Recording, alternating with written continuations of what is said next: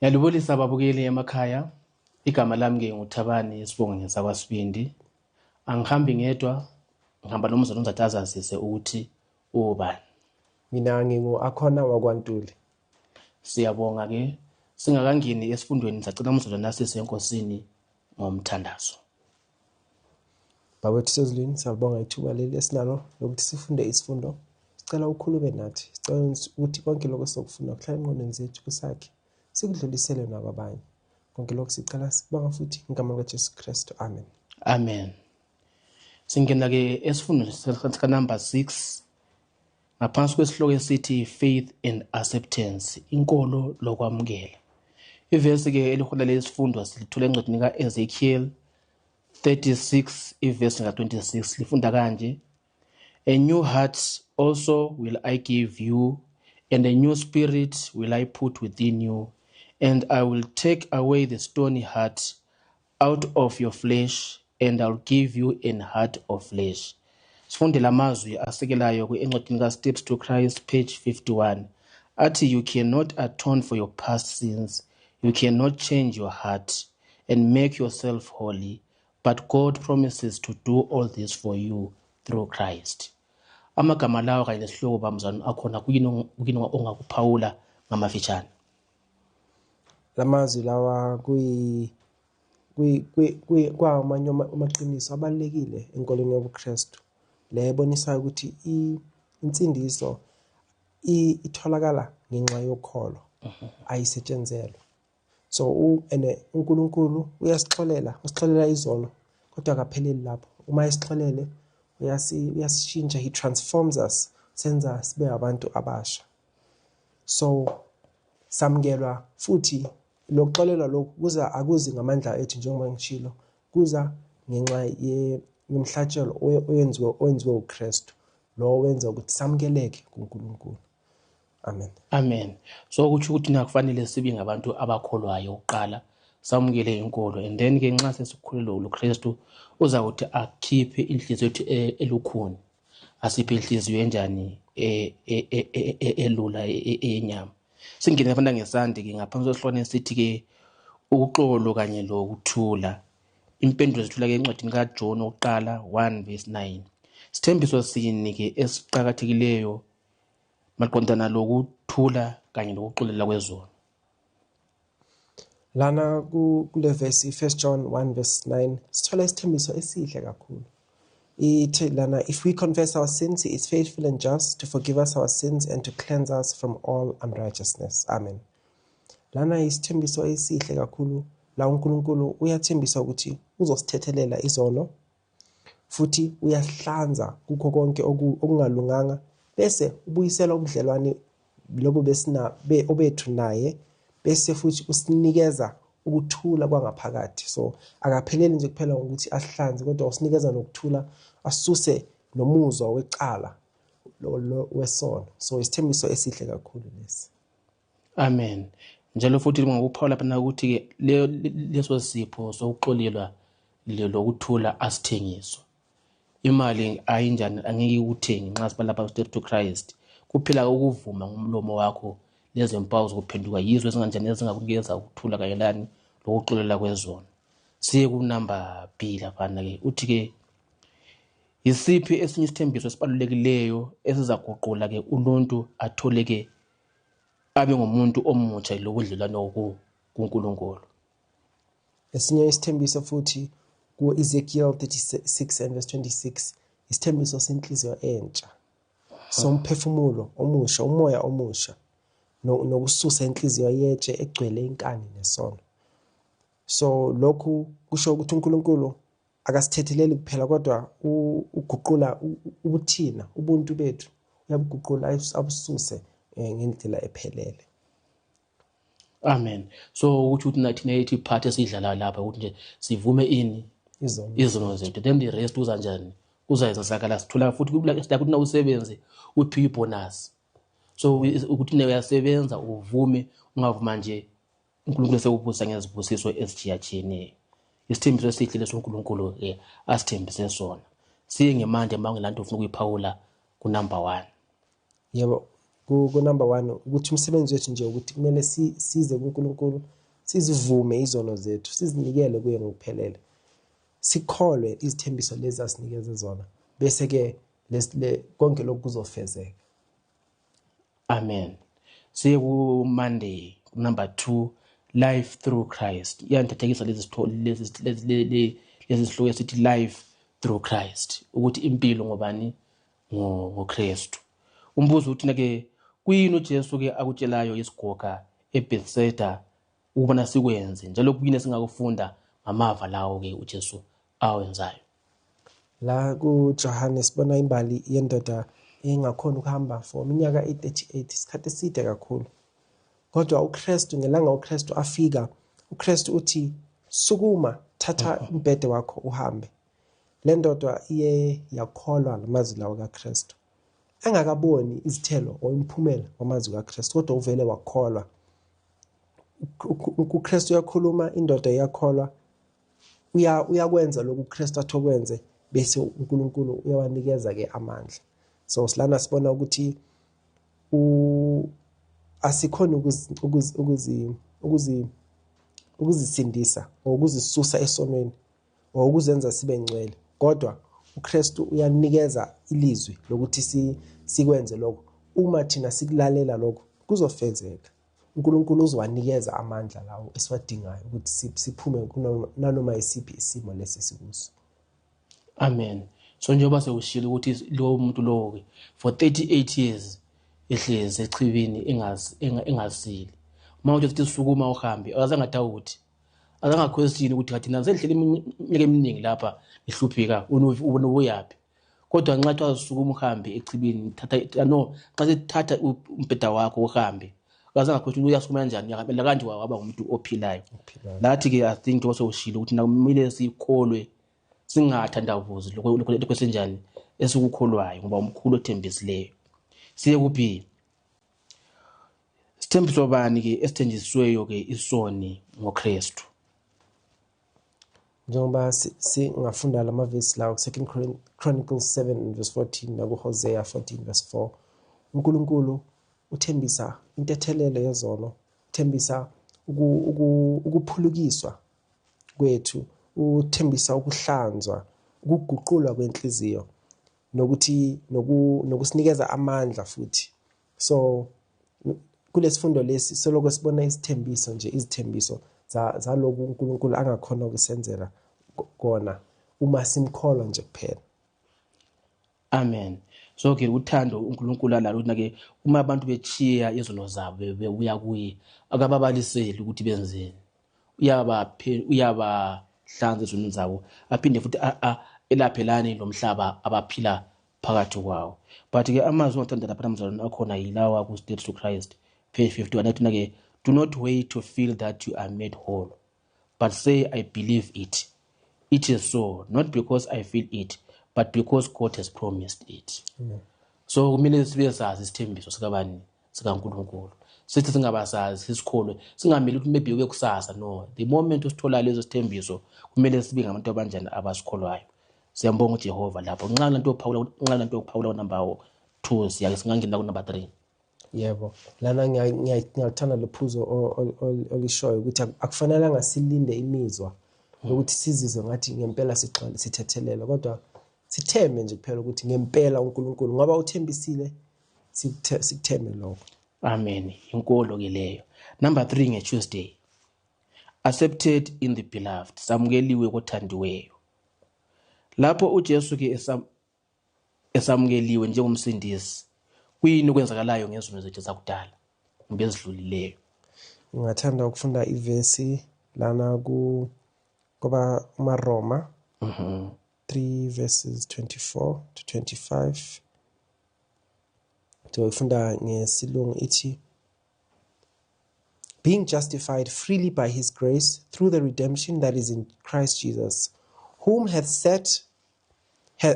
God hath set forth to be an approbation through faith in his blood, to declare his righteousness for the remission of sins that are past through the forbearance of God. Ngathanda ukufunda naku 5:1, therefore being justified by faith, we have peace with God through our Lord Jesus Christ, Amen. Amen. So lana sibona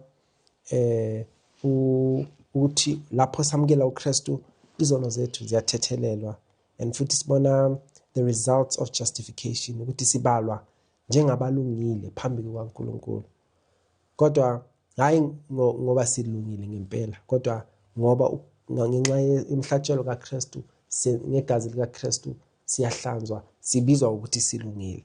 So ukuthi silungile kuba is justification, kubonakala ukuthi asisenacala kodwa ngenxa kaKristu. So yiso isipho lesi esihle kangaka.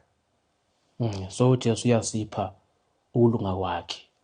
Thina kade singabantu abanjani abangalunganga kumbe abantu abakhohlakeleyo, uma sikhuleka kuye sicela Yesu ukuthethe lezo zono zethu, uma sizishile lezo zono uJesu uyasipha ukulunga kwakhe sibe ngabantu abanjani, abantu balungileyo. Nxa balapha nakuMaSifuna uJesu uthi-ke, what things soever ye desire, when ye pray, believe that ye receive them and ye shall have them. So nxa ukhulekela something ebalukileyo uyidinga empilweni yakho, kuthiwa kholwa ukuthi usonjani, usuyamukelile. Uyamukela njani? Ngokukholwa, ngokwenza intando kabani? kaNkulunkulu. Kuthiwa if we obey his will, kulapho esenjani esithola khona lezo sibusiso. So-ke sengathi inkosi lathi ingasibusisa ababukile emakhaya, ukuze-ke nxa sicelayo sikholwe ukuthi uJesu uzasenzela khona uma sivuma ubana sihlanzwe izono zethu. Siye kunaphana ku-B. What standing does the believer have before God? Kumabani-ke okholwayo amakhona phambi kukaNkulunkulu? Ngoba seRoma 8:1. Kuba seRoma 8:1 ithi, there is therefore now no condemnation to them which are in Christ Jesus. Amen. Amen. So lana iyasho ukuthi akukho okubekelene mayelana nawo, akusekho ngaphansi kwakho ongahlulelwa ngakho uma sekuKristu. So wamukelekile ngenxa yokulunga kaKristu ngokuphelele. So akukho nokungabaza ngoba uNkulunkulu ukuthembisile, uma thina senza lokhu athi sikwenze, then uyasigcina isithembiso sakhe. So sesamukelekile ngenxa yalokhu uKristu asenzela khona. Amen. So-ke siyahamba kuKristu njengoba senjalo sivuma izono zethu bese sihlanza yena. Made kumele sizinikele ngokupheleleyo kuye, sibe ngabantu abapheleleyo kuye, and then igazi lakhe liyahlanza zonke izono zethu. And thina-ke we are not to be anxious about what Christ and God think of us, but about what God thinks of Christ our substitute. Ye are accepted in the beloved. So siyamukeliwa kuKristu uma sizivuma izono zethu. Njalo singacabanga ukuthi nje singone kangaka uNkulunkulu angeke kanjani, angeke ngamukele. No, we must hamba ngoKristu, hambe kuNkulunkulu with confidence ubona uNkulunkulu ngoKristu uzanjani, uzasixolela ngoba siyamukelekile kuye. Siye kusi. Uquko bani-ke ezananzelelwa kuyilabo-ke abangena-ke kwesivumelwano sobuhlobo kanye noNkulunkulu? Amavesi amathathu esiwaphiweyo laphana-ke aphendula-ke lowo mbuzo. Ngingathanda ukufunda u1 Peter 1:18 and 19.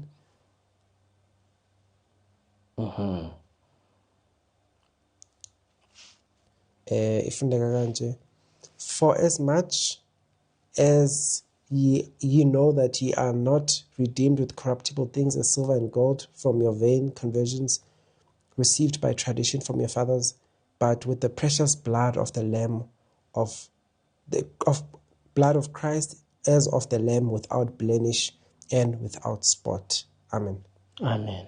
Ngathanda yebo. So njengoba sibona la ukuthi uma sesamukelekile lokhu, siyabona ukuthi siyathengwa hayi ngezinto ezilula or into ezishabalalayo njengegolide nesilver, kodwa sithengwe ngegazi likaKristu.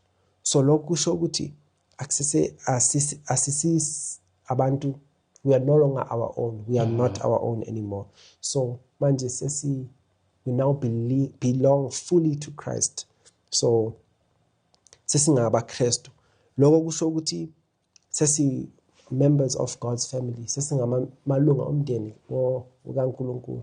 Lokho kusho ukuthi futhi akumelanga impilo yethu sekumele ishintshe, akumelanga siphile ngathi singabantu bomhlaba anymore, kodwa kumele siphile like God's family, because we are now part of God's family.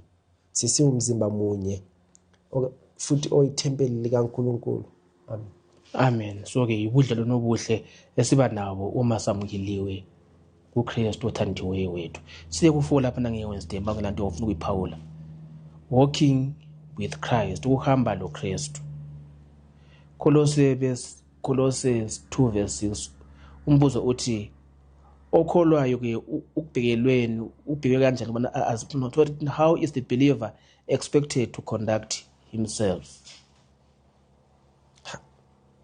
Colossians 2:6 is, as ye have therefore received Christ Jesus the Lord, so walk ye in him.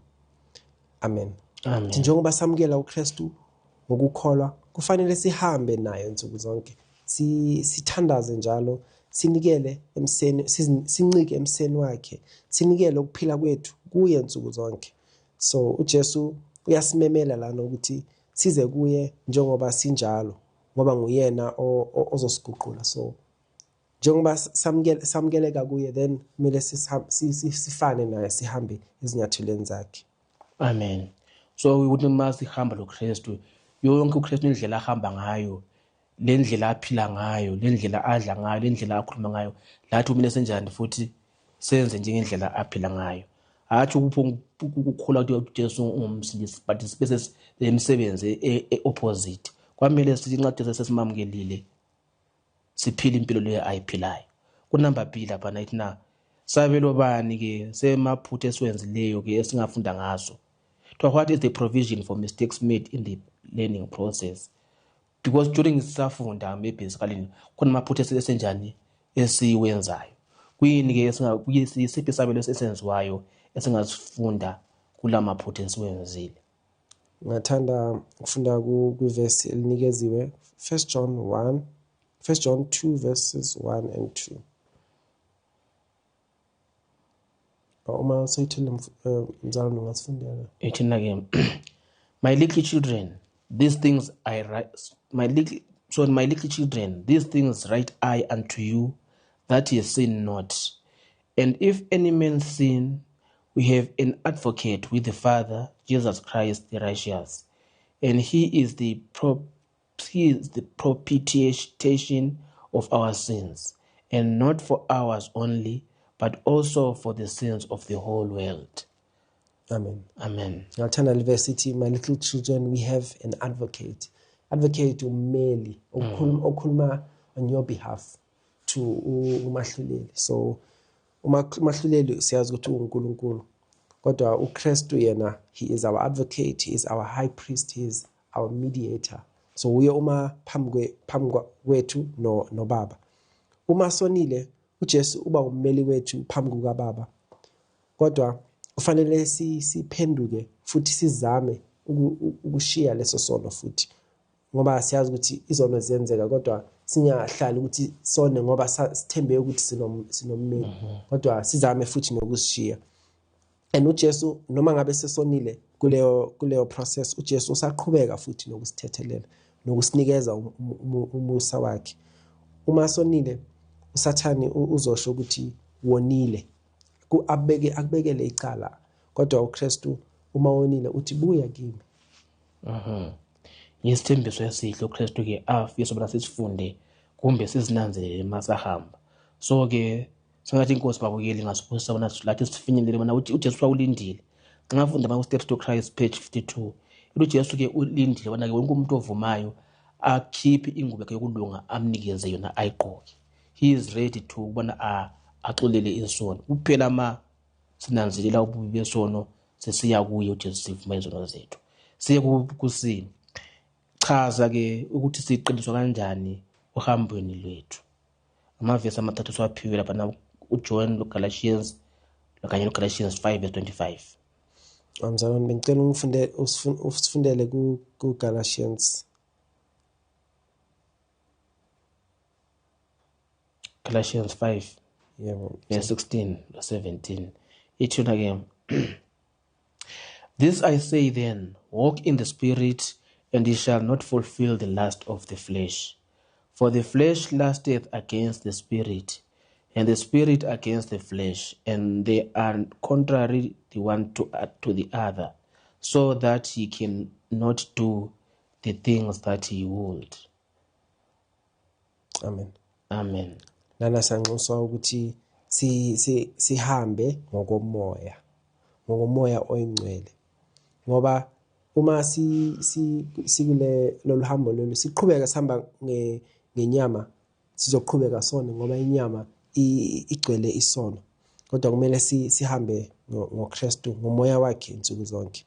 Lokhu singakwenza ngokuthi sikhuleke sonke isikhathi, sifunde iBhayibheli, futhi silalele intando kaNkulunkulu ngempilo zethu, futhi sihlale ebudlelwaneni obuseduze noKristu. So yiyo indlela engasiza ukuthi yiyo i-direction esingayilandela kunokuthi silandele inyama yethu, ngoba inyama yethu izosibuyisela esonweni, and siyabona lana ukuthi sizama ukusuka lapho, sizama ukulandela uKristu. So uma insuku zonke sikhetha ukulandela uKristu ngokuthi senze lokhu, sibe nobudlelwano naye insuku zonke, then sizokhona ukuhamba naye. Amen. So those who walk in wisdom's ways are even in tribulation exceeding joyful, for he whom they also loveth walks invisible beside them. Noma sihamba phakathi kwezinhlupho ezinganani, kwamele sifunde wona samukele ubani uKristu, ngoba lanxa singamboni ngamehlo enyama kuthiwa uhamba nathi, uyasiholela emadlelweni aluhlaza ngazonke isikhathi. So akutsho ukuthi after uJesu umamukelile kuzaphila impilo enhle all the way, kuzakhona ameva omele uzamile uhambe phezu kwawo, kodwa ngokukholwa uzabeletha emntwini lanxa ngiphakathi kokuhlupheka uJesu njani uhamba eceleni kwami. So number 5 ke nxa semaphethelweni, the Father's redeeming love. Siyakumbuza ukuthi now what are the conditions for acceptance by God? Mkhumo bani ke yokuthi samukelwe uNkulunkulu? Bengicela usifundele ku-Isaiah 55 and verse 7. Okay, Isaiah 55 verse 7 uthi, let the wicked forsake his way, and the unrighteous man his thoughts, and let him return unto the Lord, and he will have mercy upon him, and to our God, for he will abundantly pardon. Amen. Ngizofunda ku-Isaiah 44 verse 22. I have blotted out as a thick cloud thy transgressions, and as a cloud thy sins return unto me, for I have redeemed thee. Amen. So kule verse oyifunde kuqala, njengoba uNkulunkulu isimo lesi asifunayo ukuthi the conditions ukuthi samukele isipho lesakhe ukuthi sishiye izono zethu, kumele siphenduke ezonweni zethu, sizivume izono zethu, futhi sikholwe ezithembisweni zakhe. So ngeke sithi samukele uKristu or sifuna ukuhamba endleleni yakhe, kepha sisafuna ukwenza isono lesi or sisasifuna, kodwa kumele sishiye ngokuphelele. Amen. So uNkulunkulu nxa ebhala phana ku-State to Christ page 53 tho akadili lathi njengendlela abantu ke abasiphatha ngayo. Sengaba nzima kuwe ngikwenze izinto sibe nzima, or nxa ubuya ke inkonzo uqala ngobalisele ini isiphambeko zakho zenzileyo, yabona phela mzalwane lapha ngelanga elithile wenza kanje. So nxa ufuna ukungena ebandleni lethu yenza kanje, uNkulunkulu akanjalo. Ma ubuya kuwe uyakhohlwa zonke ini isiphambeko zenzile, akakubaliseli, uyakwamukela njengomntwana wakhe, ngoba uyabathanda abantwana bakhe njalo futhi ke uyabanakekela ngazo zonke isikhathi. So ke akadili ukuthi imicabango yakhe iyimicabango yothando, lokuthula kanye lozwelo. Yibo uNkulunkulu ke anawo. Siye kubi. Okay, ngiyathanda lephuzu lelo ukuthi uNkulunkulu akasoze axoxe umuntu ophendukile or umuntu ophendukayo. uNkulunkulu akasoze asixoxe. So kubalekile ukuthi ngempela sibuyele kuye, noma sonile sibuyele kuye, ngoba izandla zakhe uzivulile ukuthi asamukele, asange. Amen. So ke uthando uNkulunkulu analo kithina. Xa semaphethelweni laphana ke umbuzo uthi, what is our heavenly Father's true attitude toward all who have gone astray? Ezekiel 18 verse 32 lo Luka 15 verse 18 kusiya ku-20. Ngicela usifundele kuLuka 15 verse 18 and 20. Okay. Uthi-ke, I will arise and go to my father, and will say unto him, Father, I have sinned against heaven and before thee, and am no more worthy to be called thy son. Make me as one of thy hired servants. And he arose and came to his father. But when he was yet a great way off, his father saw him, and had compassion, and ran and fell on his neck and kissed him. Amen. Amen. Siya naku verse ku Ezekiel 18 verse 32 ithi, For I have no pleasure in the death of him that dieth, said the Lord. Wherefore turn yourselves and live ye. Amen. Amen. So kulama verse omabili kulo mfanekiso sibona ukuthi uNkulunkulu akafisi noma ubani ukuthi abhujiswe. Kodwa uNkulunkulu uma sonile usilindele ukuthi sibuyele kuye. Uyathanda ukuthi bonke abantu uthanda bonke abantu ngothando olungapheli, and uma sesibuya kuye uyasigijimela asithethelele. Siyabona lana indodana lena ithi ayisayi kubizwa ukuthi ibe indodana, mhlawumbe izobizwa ukuthi iyinceku, kodwa ubaba uthi cha, useseyiyo indodana yakhe. So uNkulunkulu usilindele, and noma singakabuyi kuye umile ulindele ukuthi size kuye, and noma sibuya kuye uzosamkela ngenjabulo enkulu. And futhi umoya oyingcwele, usebenzisa umoya oyingcwele uthi uma sona usikhumbuze ukuthi sibuyele kubaba. USathane yena ufuna siduke sibhubhe, kodwa uNkulunkulu uyasimemela ukuthi sibuye kuye. Amen.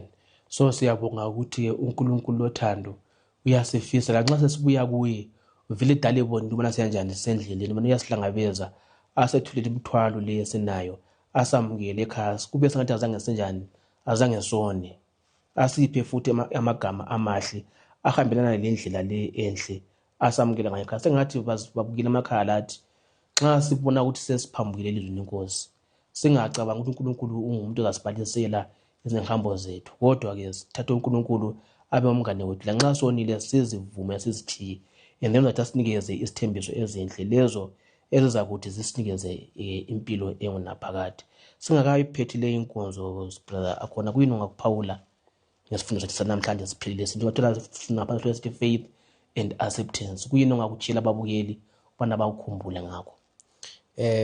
Ngingathanda ukuphawula kule mibuzo personal review questions ekugcineni kwesifundo sethu. Umbuzo wesibili uthi, why was the paralytic at Bethesda suddenly able to walk? Kungani le ndoda yaseBethesda for 38 years ingakhona ukuhamba? Kungani ikhonile ukuhamba? Ukhonile ukuhamba ngoba ukholile, uye wakholwa izwi likaKristu, walandela, wenza lokhu uKristu athi akwenze.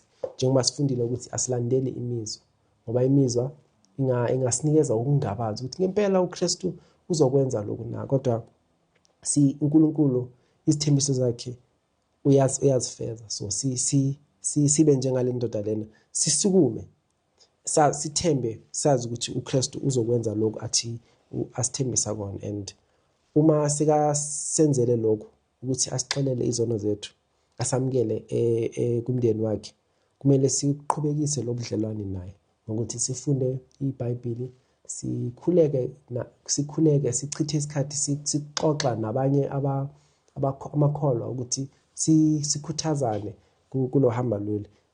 Ngalokho, ngokwenza njalo, sizoba nobudlelwane obuqinile noKristu. Then uma sesona or sesilingeka ukuthi sone, then sizokhumbula ukuthi nginayo umngane uKristu, bese naye umoya wakhe oyingcwele uzoba khona kithi usikhumbuze, usikhuze. So yiko lokho engingathanda ukusho. Siyabonga mzalwane, sekathi inkosi ngasifusisa ukuthi sivaleke ngomkhuleko, sibonga isifundisa sanamhlanje, asikhuleke. Baba wethu osezulwini, siyabonga Nkosi isambulelo esihle osiphe sona ngalesi sifundisa namhlanje. sengathi Nkosi lathi ungasibusisa bona Nkosi isizwe silomlando ukubana-ke zivume izono zethu ukuze Nkosi samukeleke esihlalweni sobukhosi. Sengathi Nkosi abusisa lababukile emakhaya labo Nkosi ubanikeze inhliziyo efana neyakho ukuze bazivume Nkosi zabe izono baphendukele ngakuwe. Ngolunye Nkosi usuku sibe ngumndeni ophilileyo wasekhaya lasezulwini. Ngelihle igama leNkosi Jesu siyakhuleka. Amen. Amen. Siyabonga-ke babukeli emakhaya. Asihlanganeni futhi-ke in our next lesson number 7 esikhuluma ngokuthi the test of discipleship. Amen. Amen.